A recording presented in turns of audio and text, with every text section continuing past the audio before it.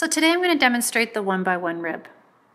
Now that you know how to do a knit stitch and a purl stitch, you can start putting them together and creating a pattern.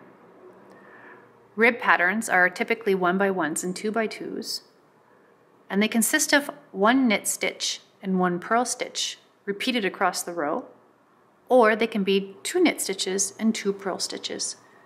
So here you can see I'm working on a 1x1 rib hat pattern.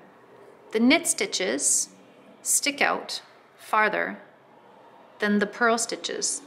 The purl stitches recess back in, and that's what gives you this really stretchy fabric. And on this hat pattern you can see it's a 2x2 rib, 2 knit stitches with the 2 purl stitches recessing in behind. Again, a beautiful and stretchy option. So here's a swatch of 1x1 rib. You can see where the knit stitches are because they have the little V's, and the purl stitches have these little bumps, and they recess in and hide a little bit behind the knit stitches. So you can tell what stitch you need to do in order to keep that pattern going. So if you see a V at the bottom of your stitch, you need to do a knit stitch. If you see a bump at the bottom of your stitch like this, you need to do a purl. So because this is a 1x1, you're going to go knit, purl, knit, purl, knit, purl, all the way across the row. So we're going to knit, and now we're going to purl. You're going to bring the yarn back behind your needle, and you're going to knit, and you're going to yarn forward, and now you're going to purl.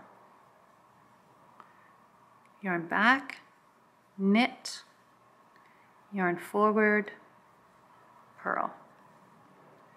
Yarn back, knit, yarn forward, purl.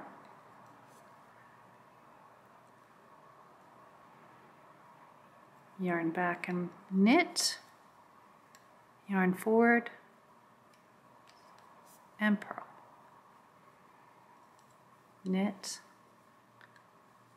purl, the whole way across the row.